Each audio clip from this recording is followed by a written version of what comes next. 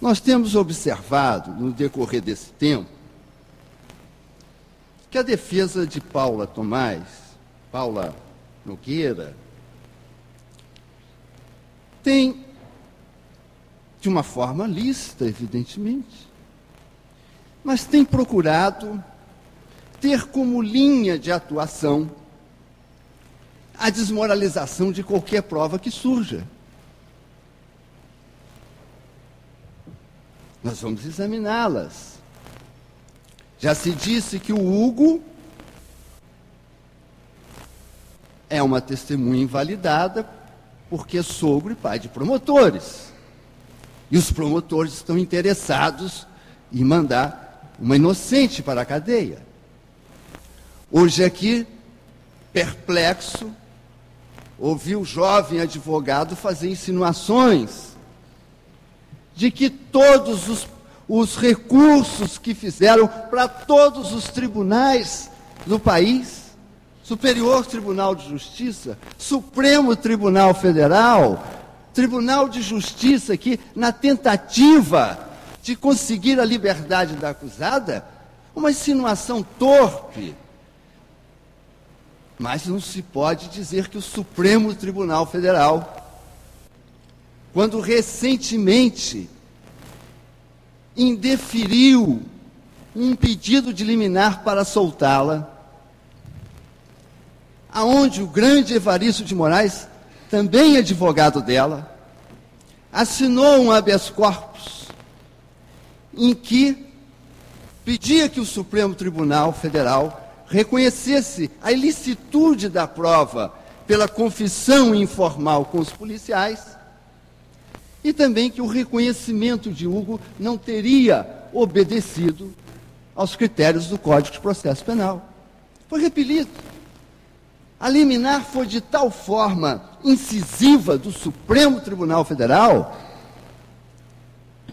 que a defesa desistiu de julgar o habeas corpus. Então não se trata de um processo que não tenha sido ventilado, que não tenha sido discutido, em que ela esteja preso, como está há tanto tempo, há tantos anos, que ela não tenha tido assistência dos maiores advogados desse país. Será que este complô que se armou para mandar para a cadeia, para permanecer na cadeia, uma jovem cujo único pecado seria ser esposa de um assassino frio já condenado? A primeira prova que surge, que o doutor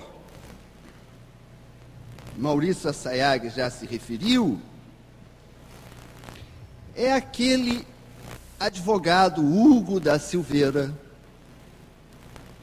que só podemos atribuir que desse quadro de horror foi o dedo de Deus. Porque não tivesse Hugo anotado aquelas placas, certamente Guilherme de Pádua estaria ao lado de Glória Pérez lutando pela impunidade. Este homicídio seria acreditado na conta de outros. Foi Deus que o mandou ali para assinar, para anotar aquelas placas que pôde desvendar todo esse crime. Mas vejam, senhores, que nas petições que eu tenho lido da defesa neste processo, procura-se insinuar que Hugo da Silveira, pelo fato de ser sogro e pai de promotores, estaria como o primeiro elemento de um complô para mandá-la para a cadeia, pelo crime, não de matar Daniela Pérez, mas pelo crime de ser marido da esposa do assassino, que é o marido. Essa que tem sido a linha que eu até agora tenho depreendido da defesa. A tentativa de se colocar defeitos em toda a prova realizada. Se quer que o depoimento de Hugo da Silveira seja de uma minúcia de detalhes que invalidaria, no meu entender, estes depoimentos. Mas como nós podemos invalidar um depoimento dessa natureza, com a segurança com que Hugo vem aqui e diz: eu reconheci a ré, ela estava lá, era ela.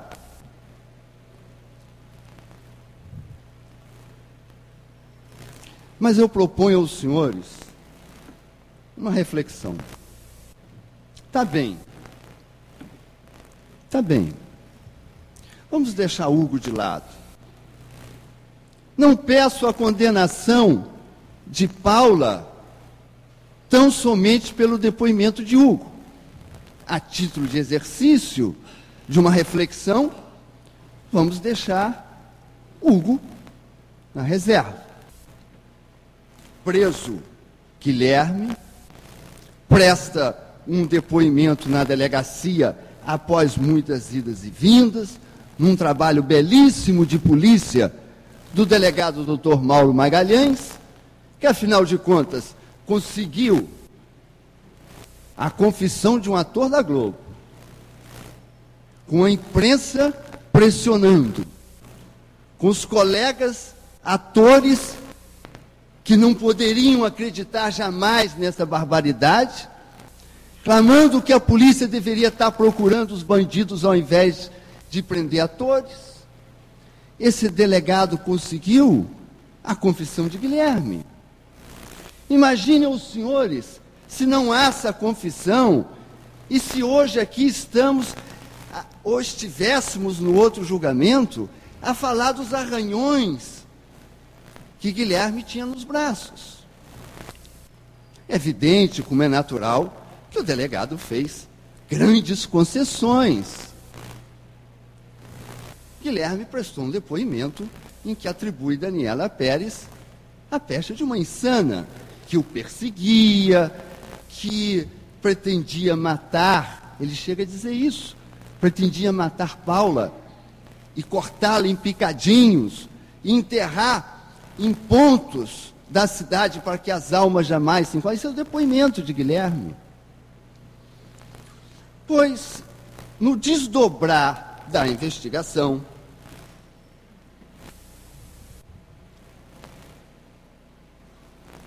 os senhores viram aqui, a polícia permite que Guilherme telefone para casa. Houve na extensão, e ele diz então que vai segurar tudo sozinho. Olha, se nós não tivéssemos nada, se não tivesse Hugo, só esse fato já é um bom início de uma investigação em torno de Paula. E assim os policiais partiram para a casa dela com os expedientes que eles sabem fazer, trouxeram para a delegacia. O detetive Valdir, ao chegar na casa dela, sabendo que Paula estava sob séria suspeição, porque Hugo havia informado que a moça tinha um rosto redondo, e Daniela não tinha rosto redondo. O rosto redondo é dela. Além do telefonema, Valdir entra no quarto e diz: Paula, por que você fez isso? Guilherme já confessou tudo. E neste momento, Paula reconhece que realmente estava lá. Levada para a delegacia, num momento de um tumulto, senhores jurados. Eu estive lá, eu entrei nesse caso 48 horas depois. Era um tumulto naquela delegacia. Eu me lembro que quando o Guilherme foi solto e depois preso, quando ele entra preso na delegacia, a chuva de pedras. Era difícil, a PM foi chamada para controlar. E a polícia entendeu que seria difícil ingressar nas salas, nas poucas salas dos delegados, com Paula. E a polícia fez. Não teve como fazer diferente de ter ali aquela entrevista que não é no terreno baldio. É no terreno contíguo. A delegacia é no próprio pátio da delegacia. Então, esquecido a prova do Hugo, vamos ver a prova dos policiais. O policial Nélio diz que Paula confessou que estava no local, que se escondera no banco de trás e que assistiu o marido naquele local matar Daniela. O detetive Nélio, ao que parece, responde a um processo. E pelo que a defesa juntou nos autos, eu imagino que o fato de responder a um processo vai invalidar esse depoimento. Lembram os senhores que este processo é um processo em que 80 policiais, 80 delegados, cerca de 80 delegados respondem a esse processo, que é o processo de terem ou não recebido, se apura, a propina do bicho. Mas esses 80 policiais, esses 80 delegados, nesses últimos 10 anos, prenderam quase milhares de assaltantes, de estupradores, de sequestradores, de homicidas. A atuação desses delegados, então, tem que ocasionar abertura das cadeias pelos fatos deles estarem respondendo a um processo criminal? Mas também, vamos também deixar o Nélio de lado, assim como o Hugo. Mas o delegado Nilton não responde processo.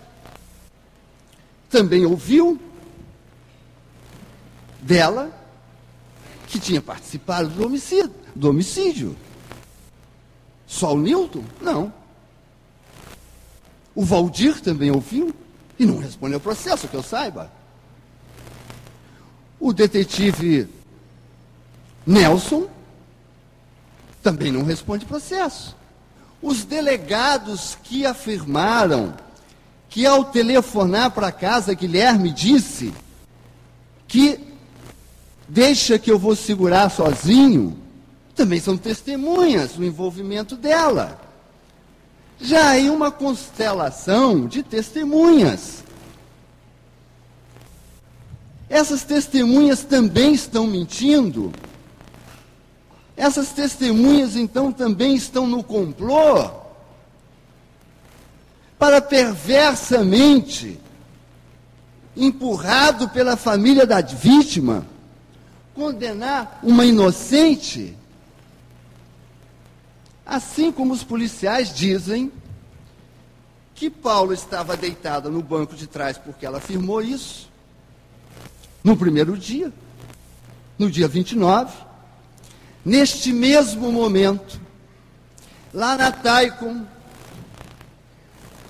os funcionários da Taicom pressionavam o câmara Gilmar para que ele procurasse a polícia e informasse que ele viu que no banco traseiro do carro Santana de Guilherme havia um volume de ponta a ponta. Isso é confirmado pelo que ela disse aos policiais. Isso é confirmado até pelo livro que o marido escreveu.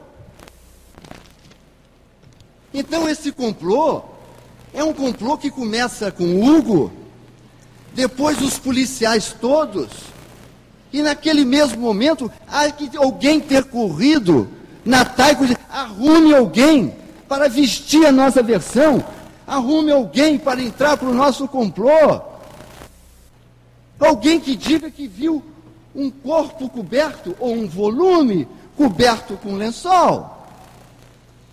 Mas não é só o câmara Gilmar. A testemunha Luana disse que ouviu imediatamente de Gilmar aquela explicação e pressionou e pressionou Gilmar para que fosse à delegacia como ele foi, para narrar tal fato. Então, se Hugo é tão desonesto assim, afinal de contas, ele é sogro e pai de promotores. E os promotores querem perseguir, assim como a família quer perseguir a inocente de Paula. Esse complô envolve esses policiais todos, os que respondem e os que não respondem ao processo. É todo mundo. E mais o Gilmar, e mais a moça que ouviu de Gilmar, e que isso vem se entrelaçar, isso confirma, mas não confirma o reconhecimento só de Hugo, não, confirma a confissão dela aos policiais. Nessa delegacia, naquele momento, 2 jovens advogados atuavam. Luiz Eduardo Frias, em defesa, representando Raul Gazola, que os parentes, os amigos de Raul Gazola o chamaram. Ele esteve na delegacia nos primeiros momentos, nós fomos constituídos 48 horas depois. O Luiz Eduardo teve uma firma de segurança em que o Nélio também funcionava. Então, se Luiz Eduardo é advogado de Raul Gazola, e se ele é sócio de Nélio, é por aí a perseguição à jovem inocente. É por aí. Se nós provarmos que Luiz Eduardo não tem idoneidade, se nós conseguirmos provar que Nélio responde a um processo, nós contaminamos a prova. Atuou também, nesse início, um jovem advogado, um brilhante advogado, doutor Carlos Eduardo Machado, filho de um dos maiores advogados desse país, doutor Ronaldo Machado. Gente da melhor qualidade. Esses 2 jovens advogados foram colegas de escritório durante muitos anos. Eu me pergunto, senhores jurados, afinal de contas, estes policiais, essa equipe toda, prejudicou ou beneficiou Paula?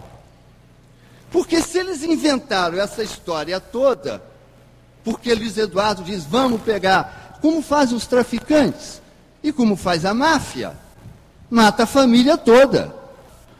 Vamos pegar o assassino e a mulher dele também, de quebra. É a única explicação para a perseguição a ela. Mas esses 2 jovens advogados tiveram uma atuação no primeiro momento. Mas se os policiais mentiram, estavam prejudicando Paula. Mas se eles estavam dizendo a verdade, se eles ouviram a confissão de Paula, que vem se entrelaçar em todas as provas, e não tomaram o depoimento dela, deixaram ela escorrer por entre os dedos, graças à atuação do outro jovem advogado, então os policiais beneficiaram Paula.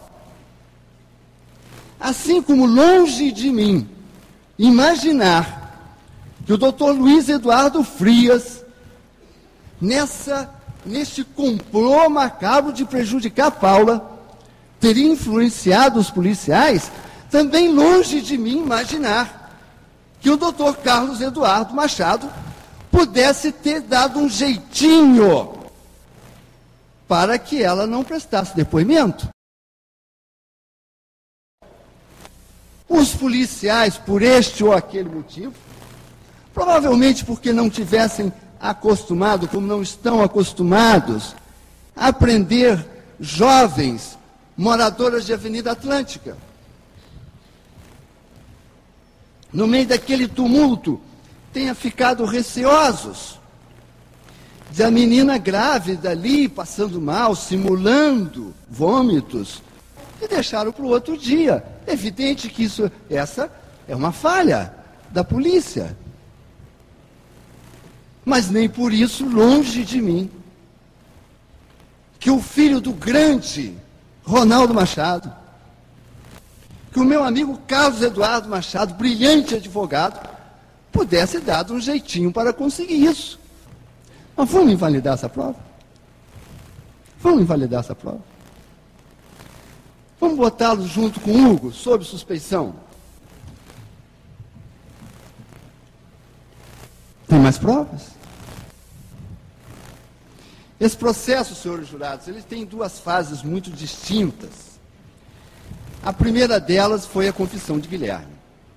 Depois, havia ali rumores, telefonemas para o meu escritório, telefonemas para a casa de Glória Pérez, dizendo que Daniela começou a morrer num posto de gasolina que ficava metros adiante, 100, 200 metros adiante da Taikon. Que foi ali que ela sofreu uma emboscada de Guilherme e Paula deitada no banco de trás. A polícia se mobiliza e o motorista de umas crianças que estavam tirando fotografia com aqueles atores e outros, depõe na delegacia dizendo que ele saiu atrás do carro de Guilherme, do Santana.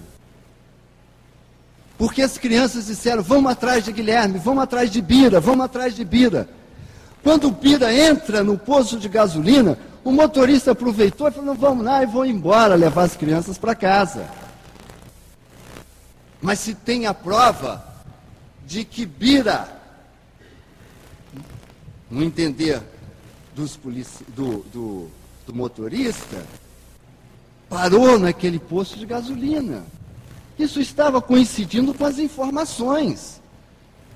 Isso coincidia com os telefonemas dizendo que ali aconteceu uma emboscada. Glória Pérez e suas amigas, umas mães, saiu em campo para encontrar esses frentistas. Ah, mas foi difícil, senhores jurados. Porque o posto de gasolina, lá não se conseguia nada. Se chegava no posto de gasolina, o gerente levantava, os senhores vão me prejudicar. Parecia o Satanás chegando lá. Eu próprio estive lá. Fui mal recebido. Tentei conversar com o proprietário do posto, que de uma forma gentil ia me deixando de lado. Ah, doutor, aqui não aconteceu nada e tal. Os frentistas foram despedidos. Mas a verdade tem muita força. Nós sentimos que, de fato, aqueles telefonemas eram verdadeiros. Ali aconteceu. Foi ali a emboscada. Glória Pérez subiu, desceu o morro atrás desses frentistas. Eu disse no outro julgamento que este processo de tanta torpeza também tem as suas grandezas, porque é um processo de mães, senhores jurados. Eu gostaria que os senhores vissem como a Glória era recebida nessas favelas. Lá vem aquela senhora que procura testemunhas dos assassinos da sua filha. E abriam as portas entre Dona Glória e todos diziam como primeira frase, nós também somos pais. Nós também somos pais, Dona Glória. Entre. E Glória dizia, eu procuro por Fábio, por Danielson, um frentista que foi despedido e me recusam o endereço deles. Aí as mães diziam, Dona Glória, tem um Danielson que mora ali, mas ele só chega às 7 horas da noite. A senhora espera. E Glória espera. Foram dias e dias, e Glória esperava. Às 7 horas da noite chegava Danielson, que era comerciário, que nunca foi frentista. E ela descia aquela escadaria abaixo, chorando e cabisbaixa, ainda não achei Danielson. mas as mães estavam com ela. E foi assim que se localizaram as duas testemunhas fundamentais da emboscada criminosa, covarde, que fizeram na menina, na saída do posto. Foi ali que ela começou a apanhar. Os senhores viram as fotografias das marcas terríveis. Esta marca terrível na face de Daniela é o soco que Guilherme lhe deu e a jogou dentro do carro. Nenhuma ajuda do posto de gasolina. Nada. Aquele silêncio frio e gentil. O medo de se envolver. Afinal de contas, ela apanhou. E ninguém fez nada no posto. Isso podia trazer uma confusão para o posto. Vamos despedir estes frentistas o mais rápido possível e fecham-se as bocas. Fecham-se as bocas. Na Procuradoria da Justiça, uma equipe de promotores foi ouvi-los. Porque é preciso ter muito cuidado. Afinal de contas, é um processo com um réu confesso. Será que nós vamos trazer para o processo depoimentos de 2 jovens frentistas, moradores em locais tão desprotegidos, para contaminar toda essa prova?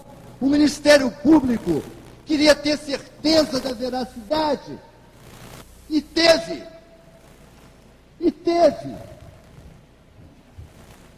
Mas Glória, quando descobriu o endereço de Fábio, se postou na porta. E a mãe de Fábio não abria a porta. Tanto chorou, que um dia a mãe abriu. E se comoveu. E disse: eu vou ajudar a senhora. De fato, meu filho chegou aqui, tem um depoimento dela, dizendo que Bira tinha batido em Yasmin. Ele vai depor. E enfrentaram todo tipo de arguições, das mais implacáveis, dos advogados mais experientes, da imprensa toda. E foi assim que nós ficamos sabendo, tendo provas, de que E por que isso nos importa? Por que eu trago isso aqui numa prova tão extensa? Por que, senhores jurados? Se houve a interceptação, se Daniela e Guilherme desceram, se Guilherme deu-lhe um soco violento e a jogou dentro do Santana, e ele pegou o carro de Daniela, alguém dirigiu o carro dele. É o que os frentistas dizem. Vejam, senhores, que não há dúvida de que ela estava escondida no banco de trás. Se Paula está deitada no banco de trás, se Guilherme deixa Daniela desacordada e a joga dentro do automóvel e sai com o automóvel dela, quem dirigiu o outro automóvel? Diz os frentistas: nós não vimos. Porque quem estava no banco de trás pulou para o banco da frente. Essa prova é importante contra a Paula.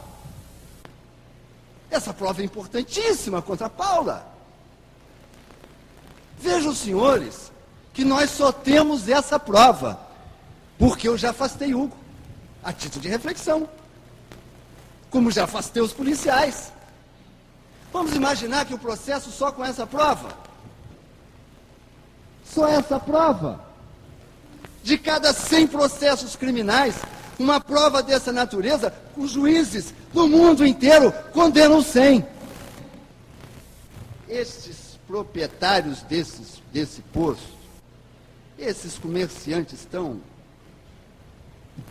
preocupados com o nome do seu estabelecimento, assim como eles despediram, assim como eles não, os frentistas, assim como eles não forneceram os endereços, assim como eles não nos forneceram nenhum tipo de informação, o cheque, indubitavelmente que o cheque que ela pagou o posto de gasolina, é lógico que não podia aparecer. Era a prova de que aquilo ocorreu ali.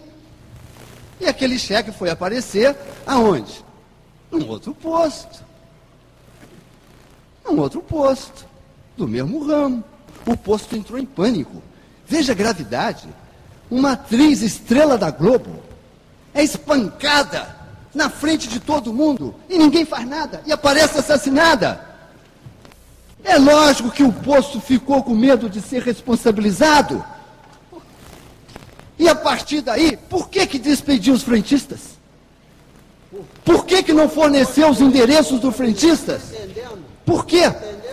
E da mesma forma, sumiu com aquele cheque. E o cheque foi aparecer num posto do Leblon. E agora, o que fazer? O que fazer? Fomos ao posto do Leblon. Chegamos no posto do Leblon. Senhor gerente, do carro de Daniela no Leblon nega a entrevista numa outra declaração que também está nos autos. Eu lidei com os proprietários daquele posto próximo da Taico. Eu sei o que dissimularam, eu sei o pânico que entraram com a irresponsabilidade de que uma atriz, ou seja quem for, espancada como foi, não tomaram nenhuma providência. Silêncio. Mas está bem, está bem. Vamos voltar na nossa galeria, que já tem o Hugo, que já tem os policiais. Também vai para lá os frentistas que viram Guilherme agredir Daniela e Paula assumir a direção. Aí, senhores jurados, nessas andanças um belo dia, Glória não pôde depor, porque a defesa se resume a impedir que nós fazemos provas, ou então desmoralizar as provas, ou então colocar defeito nas provas. Quando nada disso é possível, é reclamar da idoneidade. Chegou ao ponto de levantar a suspeita do avô, um jurista, que esteve na minha casa, e eu disse ao doutor Miguel Ferrante: doutor Miguel, eu assumo o caso, mas há notícias aí de que tem uma menina de 18 anos envolvidas. Ele deu um pulo. Doutor Lavigne, sou juiz a vida inteira. Não quero vingança. Não quero perseguir ninguém. Eu quero esclarecimento. Por isso que nós estamos constituindo um advogado. Pois esse jurista, esse velho juiz, esse avô, que também aposentado, vê a neta querida, preferida, a menina que dançava na casa para o avô, ou morta estraçalhada num terreno baldio, sujo de sangue e lama. Pois esse avô também, se hoje, levianamente, diz que ele está influindo, é outro do complô. É outro do complô. É demais. Assim é demais. Que defenda. Por que ela não confessou? Por que ela não confessou e veio trazer aqui as razões do seu homicídio e discutir com os senhores Pena? Querem sair por trás da cortina, espertinhos, porta fora, e são capazes depois de quererem processar por ter ficado 4 anos a inocentezinha presa. Por que ela não confessa aqui? E vamos discutir a pena dela. Mas dizer que não participou, e quando não tem argumentos, joga lama nas pessoas, não vai ser fácil. Não vamos tolerar isso.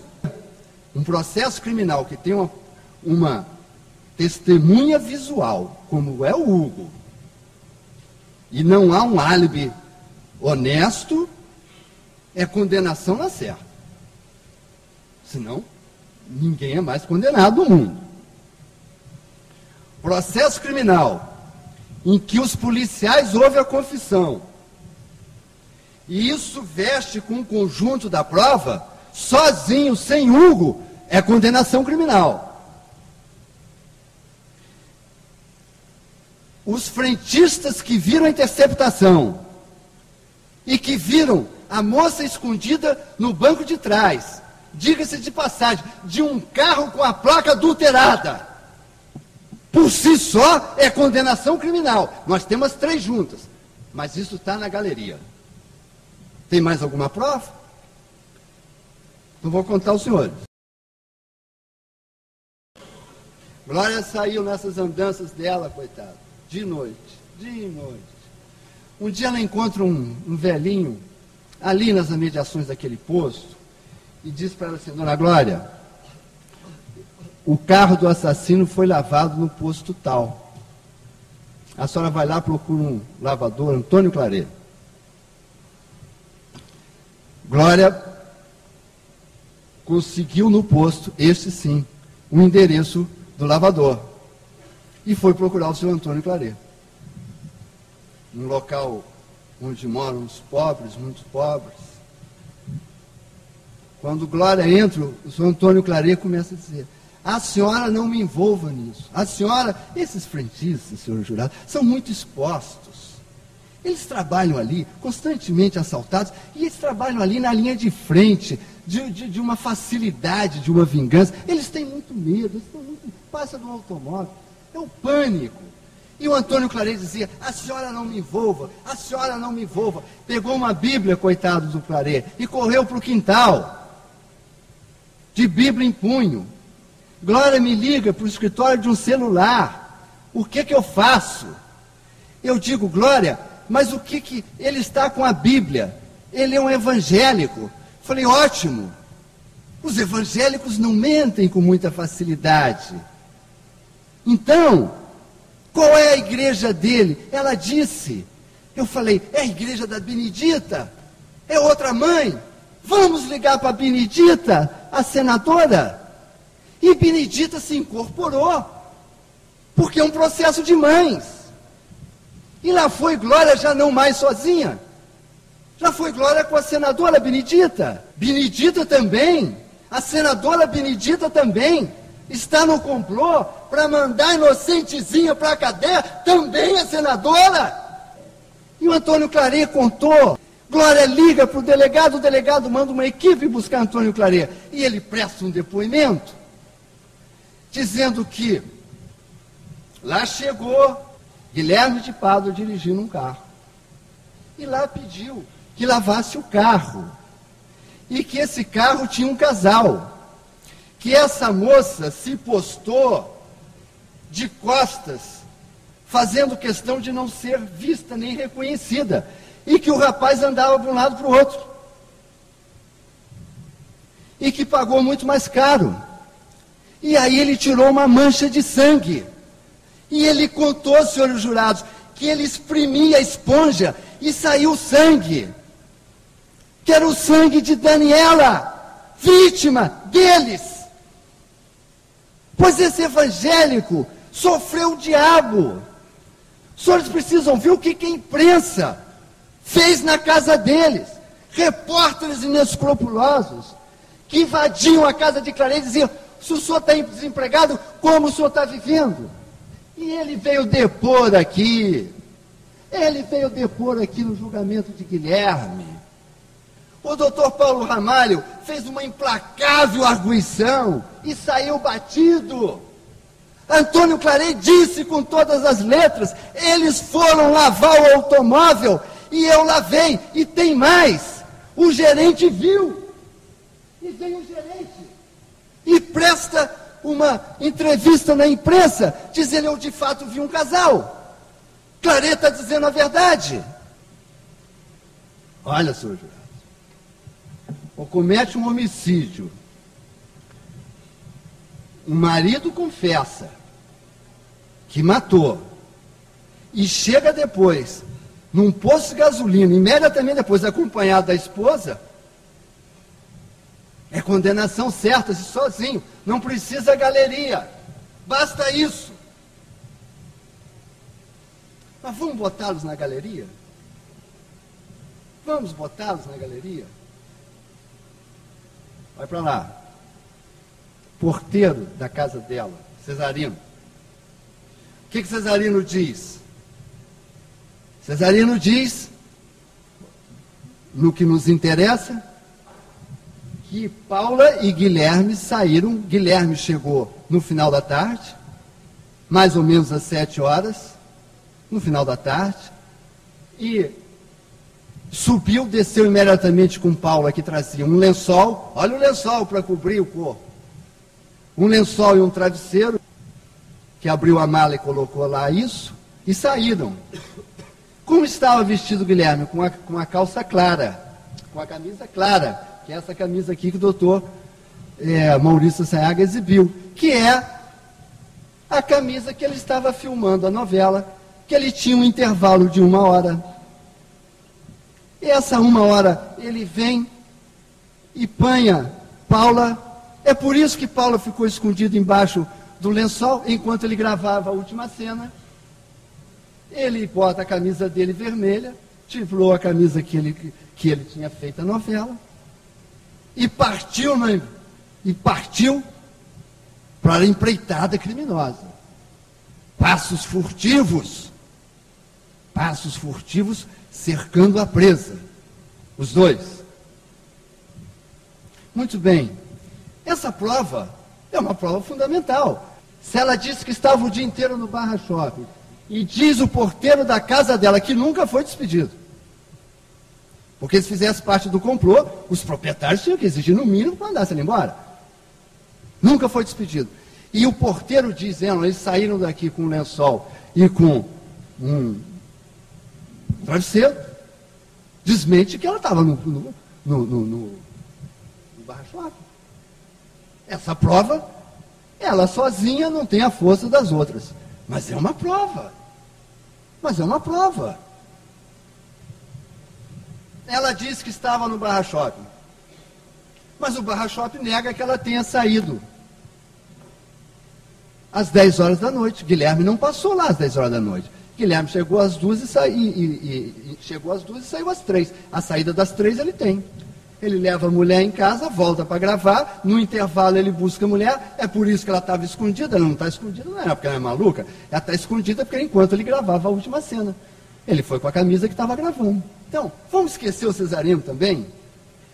Vamos esquecer o Cesarino? Vamos botar o Cesarino na galeria do complô? Olha, se ela estava de fato no Barra Shopping, é muito pior. Porque a sua menina é grávida, fica 5, 6, 7 horas sem comprar nada, sem ninguém que pudesse lhe fazer companhia, que saiu de casa, diz ela, com travesseiro porque estava com dores. Se ela ficou lá, a força que ela tinha é a força do veneno, do seu ódio para a empreitada criminosa. É pior. Ela saiu dali para dar o bote na Daniela. É pior. Se ela estava, todas as versões orientam para a condenação de Paula. Há dúvidas. Mas também, galeria. É o complô também. O Barra Shopping, ao afirmar que Guilherme não passou as 10 horas, que é o álibi dela, está no complô. Isso é um complô de todos para mandar um inocente para a cadeia. Mas vem cá. Ela é uma menina inocente. Não é? Não diz que é inocente? Ela tem o comportamento de uma inocente? Será que ela tem o comportamento de um inocente?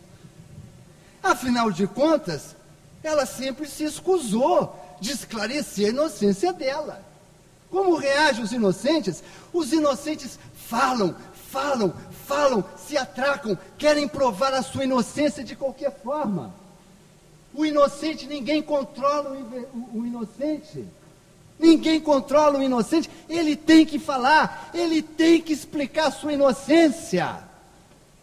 Duvido que qualquer advogado, nem os velhinhos de grande experiência, conseguem convencer um acusado, um cliente inocente, de que ele só vai depor em juízo.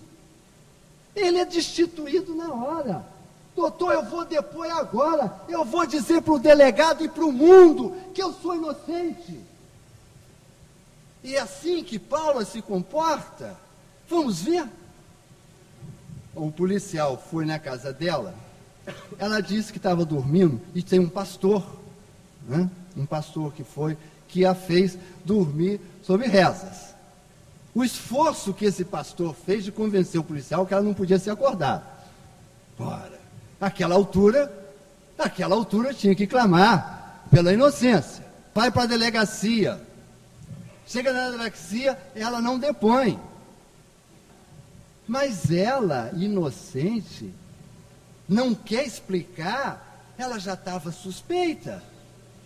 E aí, senhores jurados, como ela sumiu numa clínica, o delegado representa o juiz pela prisão provisória. Mas agora é hora de depor. Oh, meu Deus, uma inocente que tem um pedido de prisão provisória, ela não procura o delegado para dizer: doutor delegado, isso é um absurdo, eu não tenho nada a ver com essa história, eu estava no Barra Shopping, o senhor vá comigo lá, eu vou lhe mostrar por todos os lugares que eu passei, eu vou lhe mostrar os vendedores, e o delegado iria uma equipe para detectar realmente se ela estava no Barra Shopping, e ela não depõe. E a prisão foi decretada. Qual é a fundamentação? Que ela fugiu, se recusa a depor. Foi por isso que ela foi presa, que está presa até hoje. Tem uma petição do advogado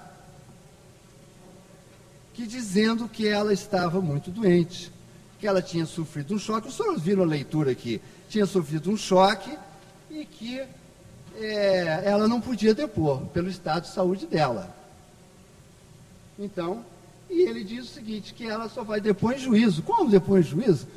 A menina está com a prisão inocente, com a prisão preventiva ali, para sair uma prisão preventiva, não vai esclarecer nem o promotor, nem o delegado, não vai convocar todo mundo para o álibi dela. Ela estava na clínica. Mas acontece que o doutor Fernando Pedrosa, dono da clínica, dá uma declaração dizendo que ela chegou lá, dizendo que havia sangramento e que não tinha sangramento nenhum. As declarações são nos autos. Que não tinha sangramento nenhum. E que ela então estava liberada. Como já tinha prisão preventiva decretada, o delegado foi e está presa. Presa por quê? Presa porque não quis depor. O inocente que não quer depor, é lógico que ela estava confinada numa reserva que ela não podia depor. Ela não podia falar nada, ela não pode falar nem no Fantástico, numa entrevista que é interrompida. Imagina se vai deixá-la depor, tem que escondê-la, e depois dizer que todo mundo é bandido, que é um complô para condenar a pobre da menina. Não depôs, foi presa. Mas o delegado, não estava doente, mas não estava mais doente. O delegado não atendeu a petição do advogado e falou assim: não, se ela não quer depor, ela vai sentar aqui, eu vou fazer a pergunta a ela que diga que só quer depor em juízo. Ela já estava boa, sentou na frente do delegado. Pensam os senhores que ela clamou a inocência dela? Pensam os senhores que ela disse que estava envolvida nisso por obras do demônio, de um complô? Ela disse que se recusava a depor. Oh, meu Deus, como é que o inocente abraça no delegado: vamos ao Barra Shopping que eu vou lhe provar que eu estava lá. Ao contrário, ela diz: só deponho em juízo. Ou seja, só deponho já como ré. Porque aí também não tem mais jeito, né? É só? Não é só. Não é só. As folhas 121 tem um novo pedido de prisão temporária, uma prorrogação, porque ela não ajudava nas investigações, ela se recusava. Muito bem, aqui no julgamento do Guilherme, o advogado Guilherme propôs uma cariação. Nada, recusa a cariação. Quando nós aqui arrolamos os policiais que são tidos como venais, para que os senhores ao vivo pudessem ouvi-los e formar sua convicção, porque a testemunha de plenário é aquela que permite os jurados, na sua experiência, porque a verdade tem muita força, senhor jurado, ela sai por todas as frestas. O mentiroso acaba sendo, quando ele não é pego, os jurados percebem. Nós quisemos trazer aqui os policiais, que os senhores ouviram, houve uma petição e uma luta terrível, que o juiz acabou indeferindo, porque entendeu que podia levar até uma nulidade. E também foi por isso que os senhores nos ouviram, os policiais. Foi por isso que os ouviram os policiais. Esse não é o comportamento do inocente. Isso por si só, sem o álibi, é condenação em qualquer processo criminal do mundo. Senhores jurados, é a Paula uma pessoa capaz de cometer o crime que cometeu? Vejam, senhores, os depoimentos aqui das pessoas que a conheceram antes na Galeria Lasca. Ela já era de enfrentar com garrafas as amigas, uma menina de 18 anos, uma menina proibida aos 18 anos, de entrar no submundo dos shows eróticos, porque ela era agressiva de investir contra as pessoas, lá, os turistas, de garrafa, quando se sentia ali que alguém pudesse roubar um namorado dela. A notícia de agressões delas a homens, a meninas, a ameaça de morte, isso tudo os senhores ouviram. Mas vão dizer, evidentemente, esta gente toda faz parte do complô. Mas como faz parte do complô? Isso tudo foi noticiado nos jornais do país inteiro. Ela fez aquela cena ali de que estava tão surpresa. Que surpresa! Ela estava com vergonha. Afinal de contas, ela é a grande estrela. Ela tomou o lugar de Daniela. E vão dizer essas coisas horrorosas. Ela se sentiu incomodada por vergonha, não por surpresa. Porque isso tudo que foi lido aqui, e que o Dr. Thompson, de uma forma muito compreensiva e muito elegante, a confortou paternalmente. Isso tudo está nos autos há mais de 2 anos. Olha os jornais aqui, senhores jurados. Olha os jornais aqui. Olha fotografias dos amigos dela contando isso tudo. Que contaram na delegacia, está na imprensa. Tem um jornal aqui, até de muito mau gosto, que diz que, numa manchete, que Paula não vou nem repetir, porque carne de leopardo, de um mau gosto, até de um desrespeito. Isso tudo, esses amigos dela, mas tinha que processá-los. Sabia que isso aqui ia ser prova de um processo criminal? Uma equipe de advogados brilhantes processaram, não processaram nenhum desses atores que depois tinham que levá-los perante o juiz. Por que o senhor diz isso? Que ela dá garrafada, qual é a prova que o senhor tem? Porque aquilo é a ponta de um iceberg. Não vamos mexer nisso não, que está de bom tamanho. São só 4 ou 5. E mais, para encerrar, o marido dela escreve um livro, porque uma coisa, senhores jurados, uma coisa é chegar num depoimento aqui, o castigo é muito severo, e presta um depoimento dizendo, foi ela, e ela diz que foi ele. Ele não, ele escreveu um livro com detalhes, e que ele narra aqui nas folhas a forma como Paula, debruçada sobre Daniela, esfaqueava Daniela. E aí, alguma providência? A providência veio de Glória Pérez e da família, porque o Guilherme, esse facínora, narra aqui que ele entrava no banheiro enquanto Paula dormia, ele se masturbava pensando na menina que tinha matado. Um louco, está aqui no livro. Foi por isso que o livro foi apreendido. Mas Daniela já estava morta. Isso não é questão de aspecto moral? Mas ela está viva, sob ameaça de uma pena severa? Alguma providência contra esse livro? Nenhuma. Consentiram, calaram. Daí, senhores jurados, a galeria de provas. A galeria de provas. Matou por inveja da menina. Ficou feito um animal ali, de passos furtivos, escondidas embaixo de um lençol, feito uma fera um desses filmes que a gente vê dos depredadores para pular em cima de Daniela, como disse o marido.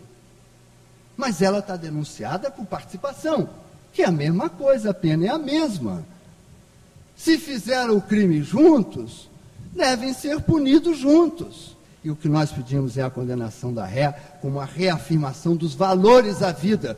Porque se os senhores condenarem Paula de Almeida, os senhores estarão dizendo para Daniela: Daniela, você tinha o direito de viver, minha filha. Você tinha o direito de viver. E a sociedade, ao condená-la, diz assim: nós não compactuamos com isso. Que o instrumento que nós temos são esses tribunais, são as penas, são a nossa lei. Daniela ouvirá que a sociedade do estado do Rio de Janeiro está reafirmando o valor da vida, não só dela como de nós todos, para dizer: Daniela, você tinha o direito de viver.